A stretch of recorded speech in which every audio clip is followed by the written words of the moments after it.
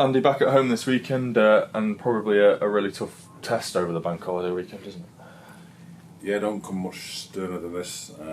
Chorley and South Shield, both teams in and around the playoffs year in, year out. So, yeah, it'd be a tough task, but one where we focus on ourselves again. We've had a couple of good results, but no one's getting carried away with the results. What I keep saying to the players is performance equals results, so we get the performance right and hopefully the results will follow. But for me and the staff and the manager, we just keep banging on the same messages. Don't become complacent, don't think you've done anything, because 3 games in, there's only 3 games compared to a 46 game season. So messages from us as staff is to keep going. I know you'll have looked back on Tuesday night and watched it back and dissected it. What are your afterthoughts of watching it back? I thought Nina and Marco were well drilled, hard to break down, and it became a battle.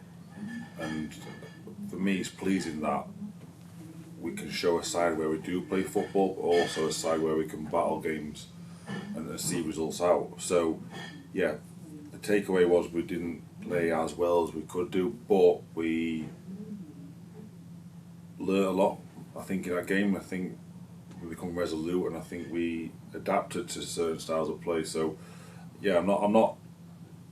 I won't say it's the most complete performance of the season, but it shows a performance of the squad that wants to battle for each other and work hard. I suppose the positive aspect of it is we found a way, didn't we, in the end? Yeah, exactly. Like I said in a radio interview there, no one's going to look back and think, oh, it was 3 points, but we didn't play well. It's the 3 points is the end of the goal. Football's about winning. So we know we can improve and we know we can get better, but you've got to give credit to the opposition as well. They worked so tirelessly to stop us playing. We had a few shots on target, and we could have been a couple of goals up, but then towards the end of the game, after we got our goal, credit to Nina Market again, they came at us, and if it wasn't for a save from Ross Fitzsimmons and a crossbar, we're looking at this game differently. So you can weigh it up both ways. We should have probably been more clinical in that final third earlier on, but then we've not conceded a goal yet, which is testament to the character we've got there. I suppose you can look at it, compare it to last season. The games like South Shields away where we were incredible in terms of performance, but we lost the game, so it does show that 3 points is the main thing, doesn't it? It does, yeah, and what we have players now in a second season with the club and a second season together as a squad, and you learn off people. I've had it in my career where we've been successful because you get that understanding between players. So last year was new to everyone. We had a big influx of players, and we had sort of a fantastic season last year. But now this year, the players are all knowing what each other's strengths and weaknesses are and helping each other out and just getting through it. We've got a good leadership group in there as well that will demand off each other, and that comes from players that are involved to people that are starting weekly. So the group's tight, and the group's just about managing that group and making sure everyone's still on side with it. Carlton comes back into contention. I suppose he'll be chomping a bit, particularly that it's against his former team this weekend. Yeah, he is chomping. He's been good in training. Obviously, we've had a couple of weeks with him now where players have been playing and he's not had the game time. So, yeah, we've been working with Carlton on his strengths and obviously helping him with things he can improve on. So, Carlton's ready to be involved. Obviously, it's whether he's involved.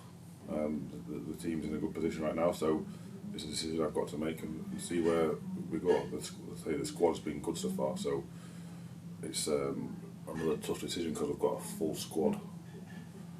Yeah, and particularly look at Danny and Alfie. They've both got 2 goals as well, so where he would slot in, both players have been doing really well, haven't they? Well, that's why we've got this strong, small squad. We've got people that want to play, and we've got competition for all places. So if someone's not doing the business, then someone steps in.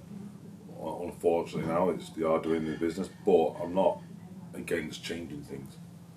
And I think the players understand that as well. You saw on Tuesday night we've had a couple of changes. I'm not against changing things for freshening things up and making sure we play the right personnel for the right team. So yeah, everyone will get a chance, and that's a message again to all the players that they'll get a chance. There's a long season to go. And 4 games in a short space of time as well, so there will be rotation, I guess. There has to be.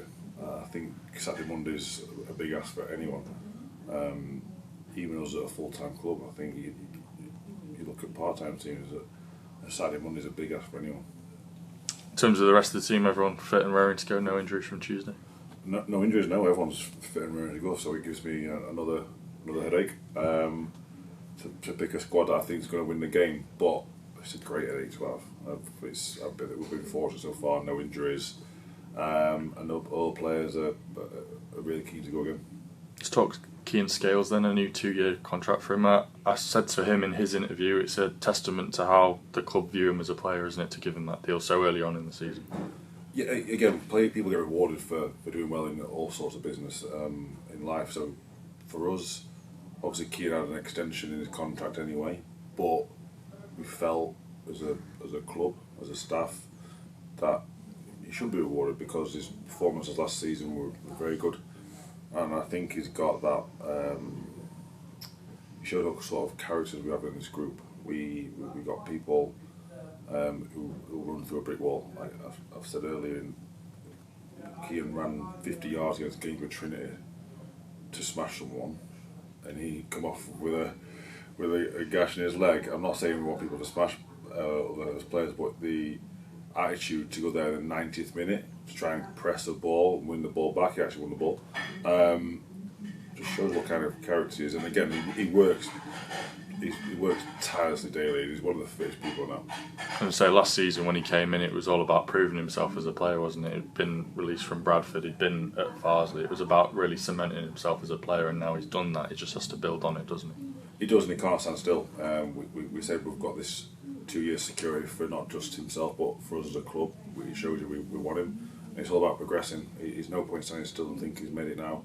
He can, if he wants to, he can progress with us, or if he does well, someone else might snap him up now. So it's up to Kian to really improve his game. And again, we spoke with Kian, and I think he's open and honest that he can still get better, and I hope so, because it improves us. And he's got all that energy and all that drive and desire to win tackles. It's just sometimes when he gets that final third, can we improve his composure and get more goals to his end.